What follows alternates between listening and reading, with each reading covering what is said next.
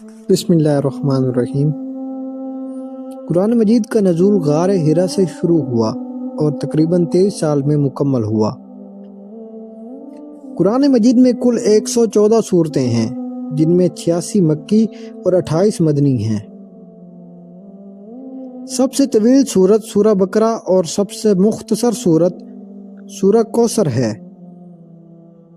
سورہ توبہ واحد سورت ہے جس کے آغاز میں بسم اللہ نہیں لکھی گئی۔ سورہ نمل وہ واحد سورت ہے جس میں بسم اللہ 2 مرتبہ آئی ہے۔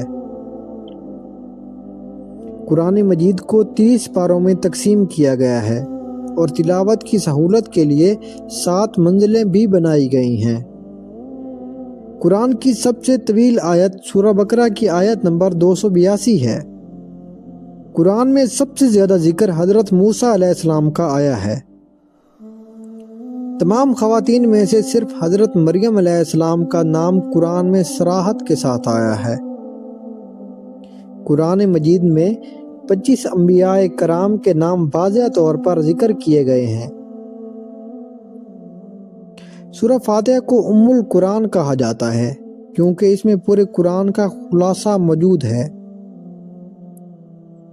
قرآن کی پہلی وحی میں علم، پڑھنے اور قلم کی اہمیت بیان کی گئی ہے۔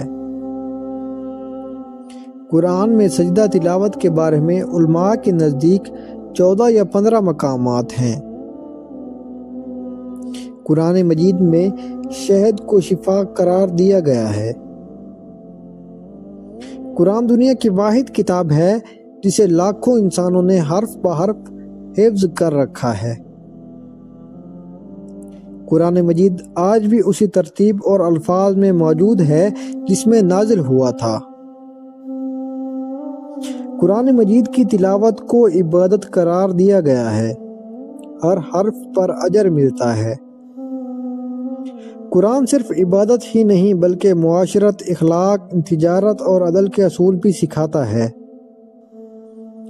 قرآن مجید قیامت تک کے لیے ہدایت ہے، کسی خاص قوم یا زمانے کے لیے محدود نہیں۔ سب سے عظیم حقیقت یہ ہے کہ قرآن کی حفاظت کا ذمہ خود اللہ تعالیٰ نے لیا ہے۔